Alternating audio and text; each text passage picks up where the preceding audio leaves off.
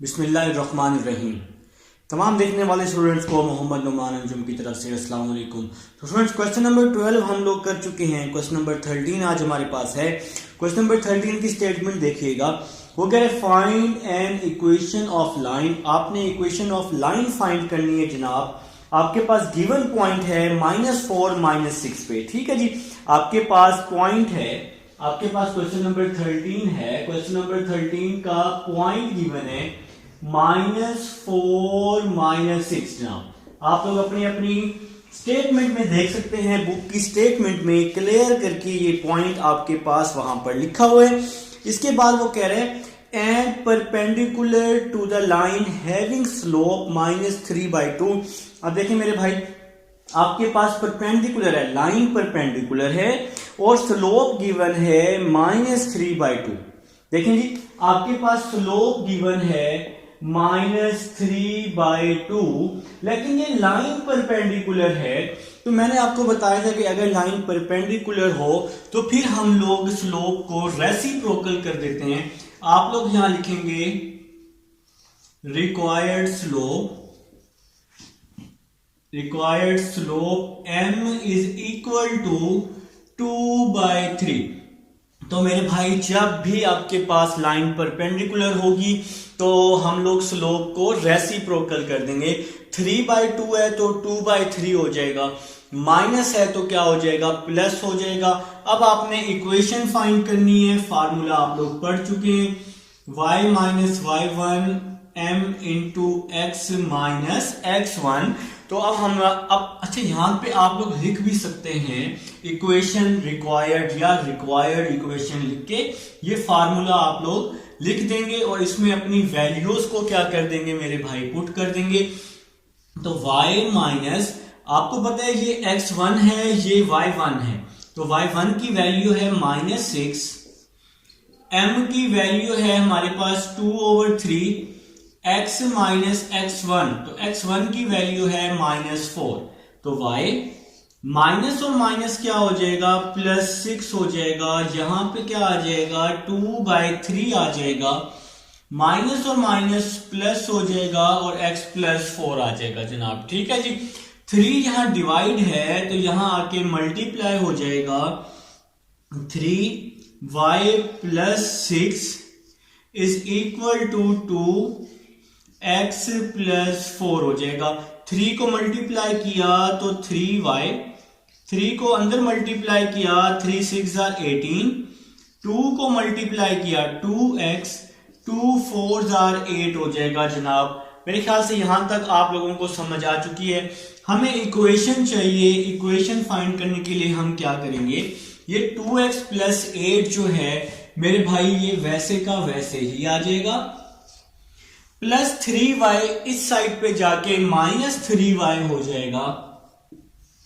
इसके साथ ही +18 है, इस साइड पे आके क्या हो जाएगा, -18, और इज इक्वल टू में क्या आ जाएगा, 0 आ जाएगा।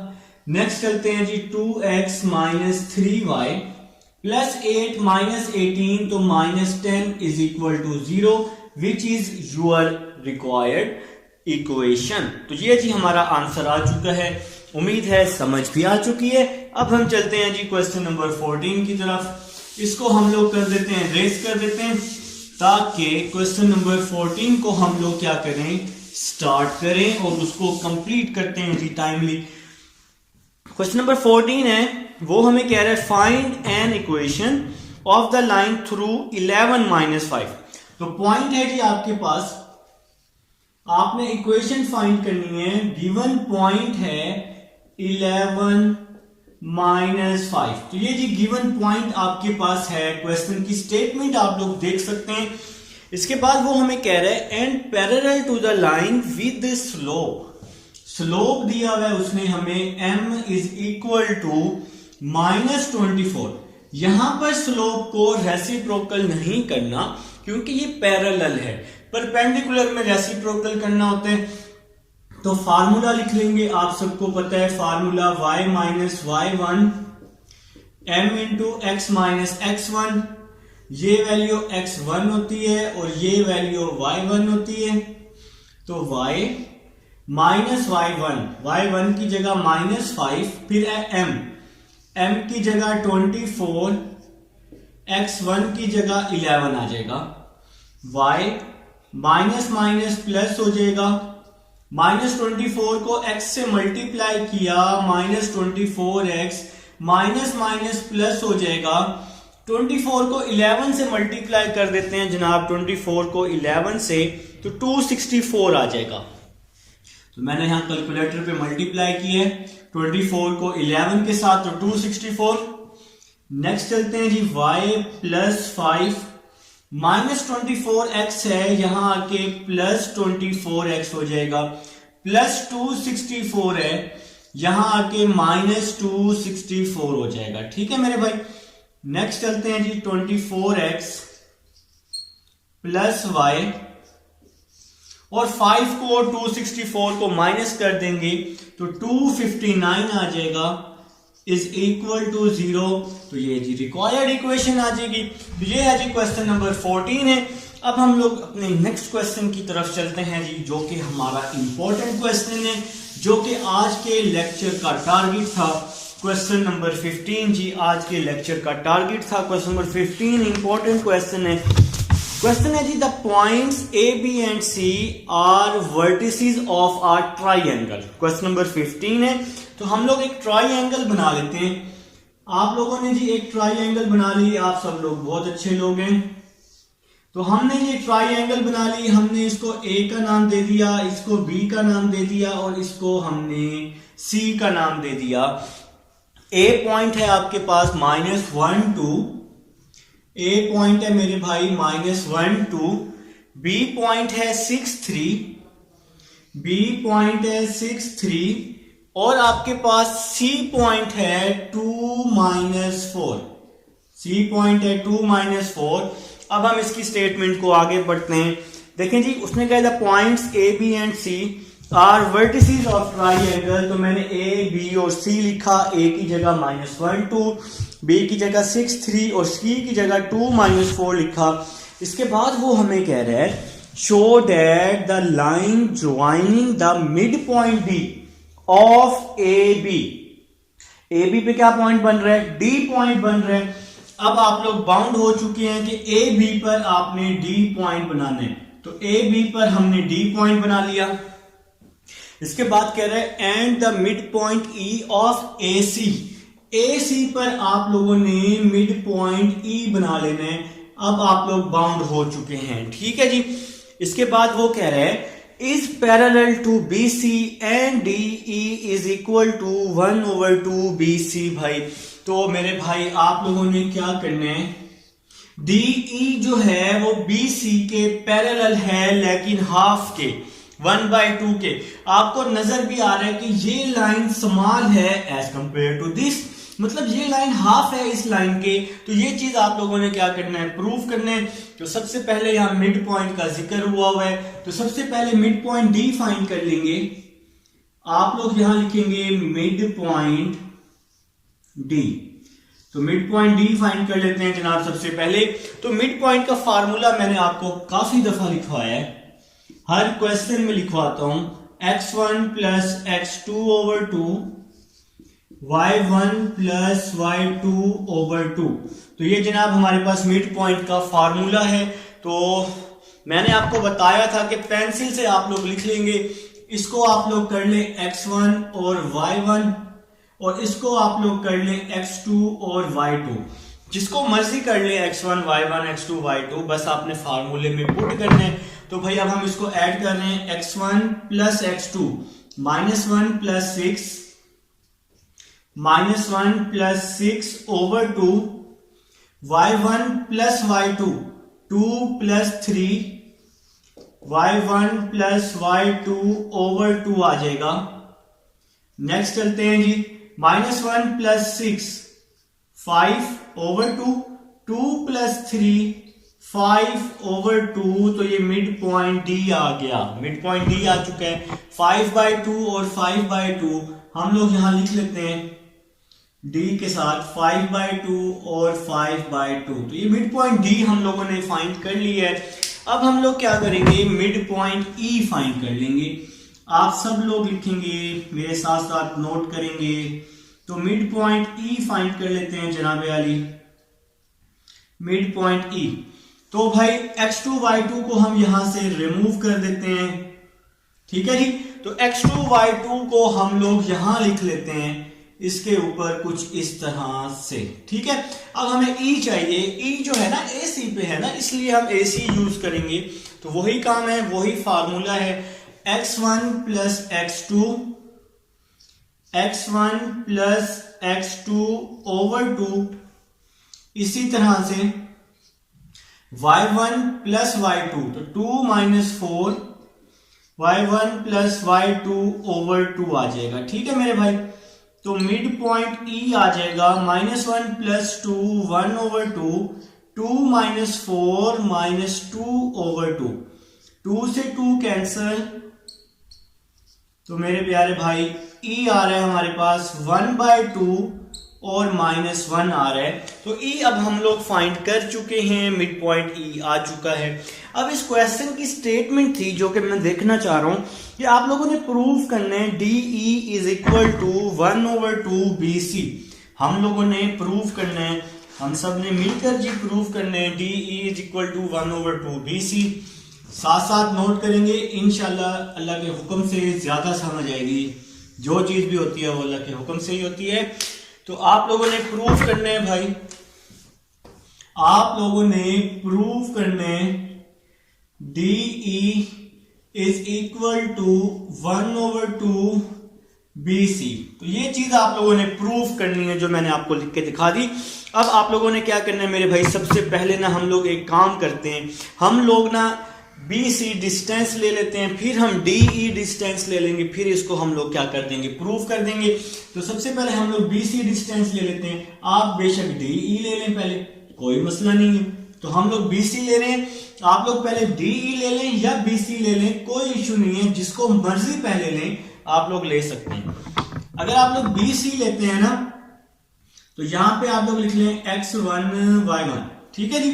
तो डिस्टेंस फार्मूला हमें आता है ना डिस्टेंस फार्मूला, मैंने आप लोगों को बताया है 4.1 में, x2 माइनस x1 का स्क्वायर y2 माइनस y1 का स्क्वायर। तो ये डिस्टेंस फार्मूला है हमारे पास। तो x2 की वैल्यू 2 है, x2 माइनस x1, x2 की वैल्यू 2 है, x2 माइनस x1, x1 की जगह 6 आ जाएगा, 2 माइनस 6। जो लोग अभी आज फर्स्ट टाइम देख रहे हैं क्वेश्चन नंबर 13, 14 या 15, मैंने उनको बताया हुआ है, बाकी बच्चे जो मेरे साथ कर रहे हैं कि भाई यहाँ पेंसिल से लिखना है x1 y1 x2 y2, फिर रेस कर देना, इससे पुट करने में आसानी होती है। तो x2 माइनस x1 का स्क्वायर प्लस y2 की वैल्यू -4 है, y2 माइनस y1 का स्क्वायर आ जाएगा, ठीक है। तो BC distance is equal to 2 minus 6 minus 4 हो जाएगा, प्लस 4 माइनस 3 माइनस 7 हो जाएगा, यहां पे स्क्वायर आ जाएगा। -4 का स्क्वायर 16, 7 का स्क्वायर 49। तो BC डिस्टेंस आ जाएगा 16 प्लस 49 65 आ जाएगा। इसको हम लोग नाम दे देंगे, इक्वेशन नंबर 1 का नाम दे देंगे। इसको हम लोग रेस कर लेते हैं फार्मूले को। तो भाई अब हम लोग BC डिस्टेंस फाइंड कर चुके हैं, अब हम लोग फाइंड करेंगे DE डिस्टेंस। D और E पे डिस्टेंस लगाना है, क्योंकि फार्मूले में कुछ ऐसा ही है, BC और DE है।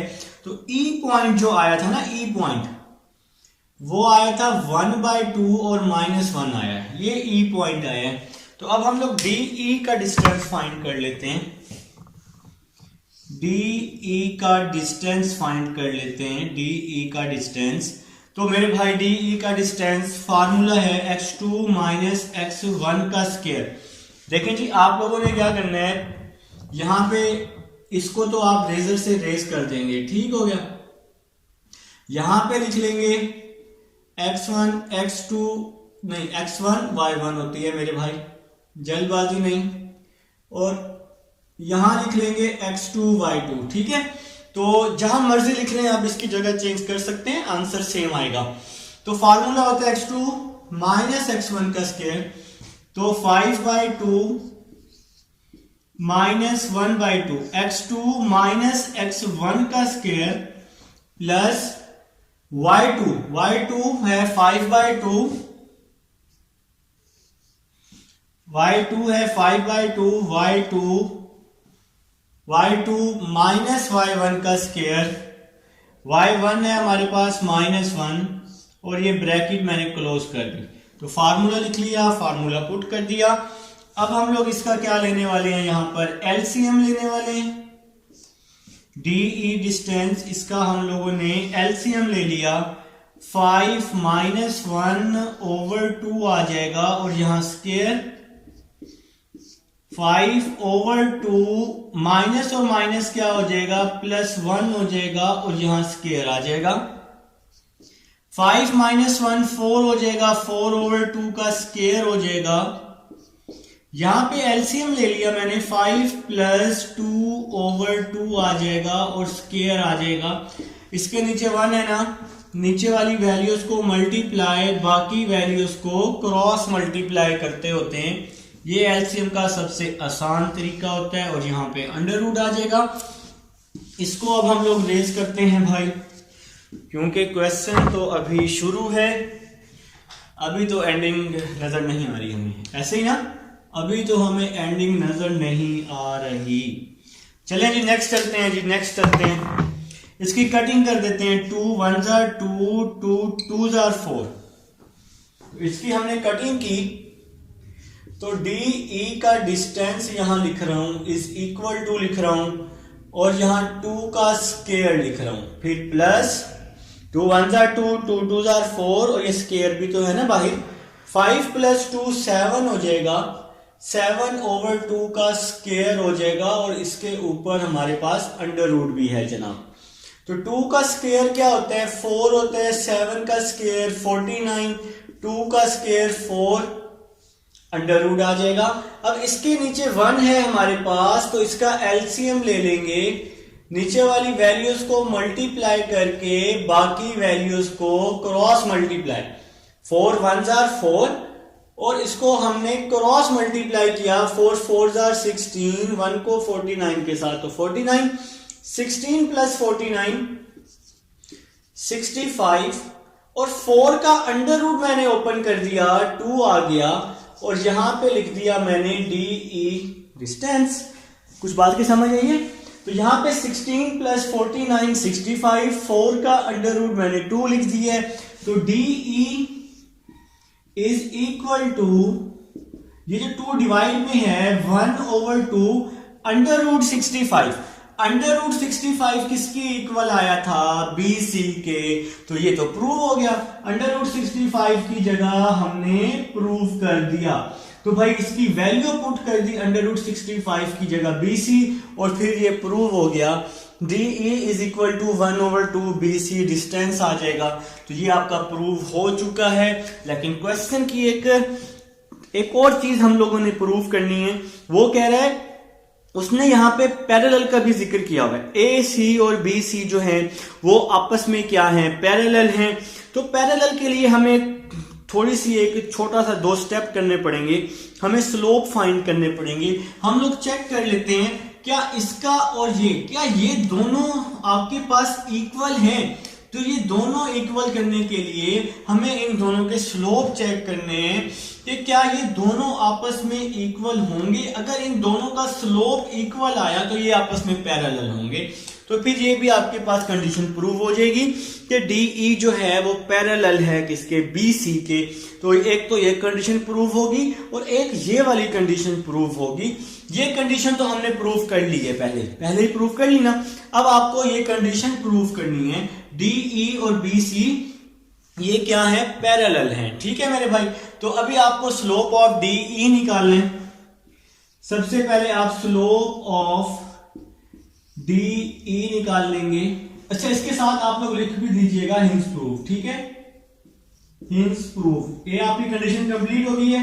अब आपको स्लोप निकालने हैं। Slope of DE y2 minus y1 over x2 minus x1। तो y2 है 5/2 y2 माइनस y1 है -1 over y2 minus y1 over x2 minus x1। हम ये चेक कर रहे हैं कि क्या ये दोनों आपस में पैरेलल भी हैं, ये भी आपने चेक करना है, ठीक है। x2 माइनस x1 तो 5/2 माइनस 1/2, तो ये स्लोप का फार्मूला होता है -1/2। 5 माइनस और माइनस क्या हो जाएगा, प्लस हो जाएगा, 2/2, 5 माइनस 1/2। तो यहां हमने एलसीएम ली है, इसके नीचे 1 है, नीचे वाली वैल्यूज को मल्टीप्लाई किया, बाकी वैल्यूज को क्रॉस मल्टीप्लाई कर दिया। 5 1s are 5, 2 1s are 2, minus और माइनस प्लस। इसी तरह यहां भी एलसीएम ली है, 2 आपका क्या आ गया, एलसीएम आ गया, ऊपर 5 माइनस 1 बच गया, 2 से 2 क्या हो गया, कैंसल, 5 प्लस 2 7, 5 माइनस 1 क्या हो गया, 4 हो गया। तो आप इसको m1 का नाम दे देंगे। देखें ये आपकी इक्वेशन 1 बन गई है। अभी आपने DE का स्लोप लिया, अब आप BC का स्लोप ले लेंगे। तो ये आपने पैरेलल चेक करना है, लाजमी चेक करना है। तो अब हम लोग क्या ले लेंगे जी, BC का स्लोप ले लेंगे। आप लोग पेंसिल से लिख लेंगे, बाद में रेस कर लेंगे। आप लोग इसके साथ x1 y1 लिख लेंगे, यहां x2 y2 लिख लेंगे। तो पुट करने के बाद ना फिर आप ये x1 y1 x2 y2 race कर देना है, ठीक है। तो फार्मूला लिख लेते हैं, y2 minus y1 -4 -3 y2 minus y1, x2 minus x1 तो 2 माइनस 6 आ जाएगा। x2 को नाम दिया हुआ है 2 का और 6, y2 minus y1 x2 minus x1, ठीक हो गया। तो -4 -3 क्या हो जाएगा, -7, 2 माइनस 6 -4, माइनस से माइनस कैंसिल हो गया, m2 इज इक्वल टू 7/4 आ जाएगा। तो ये आपका m2 आ गया और ये आपका m1 आ गया। आप लोगों ने देखा कि m1 किसके इक्वल है, m2 के। तो ये तो प्रूफ हो गया कि DE जो है वो BC के पैरेलल है। तो ये पैरेलल वाली कंडीशन भी आप लोगों ने क्या करनी है मेरे भाई, प्रूफ करनी है। क्वेश्चन की स्टेटमेंट देख लीजिएगा, वो कह रहा है कि 3 पॉइंट्स हैं, ये ट्राइंगल के वर्टिसेस हैं। आपने शो करने है कि आपके पास D जो है AB पर, मिड पॉइंट E जो है वो AC पे वो पैरेलल है टू BC। तो AC और BC is parallel to BC and DE is equal to 1/2 BC था। तो सबसे पहले आप लोगों ने क्या किया, आप लोगों ने अपनी मेन कंडीशन प्रूफ की, DE is equal to 1/2 BC। फिर आपने इसकी पैरेलल की कंडीशन प्रूफ कर दी। तो AC और BC पैरेलल कंडीशन थी यहाँ पर। ये कंडीशन तब प्रूव होगी जब DE और BC आपस में पैरेलल होंगे। तो ये दोनों कंडीशन आप लोगों ने क्या की भाई, प्रूव कर दी। ये था जी क्वेश्चन नंबर 15 था, उम्मीद है समझ आई होगी। अब हम नेक्स्ट लेक्चर में अपने नेक्स्ट क्वेश्चन की तरफ चलेंगे। अल्लाह हाफिज।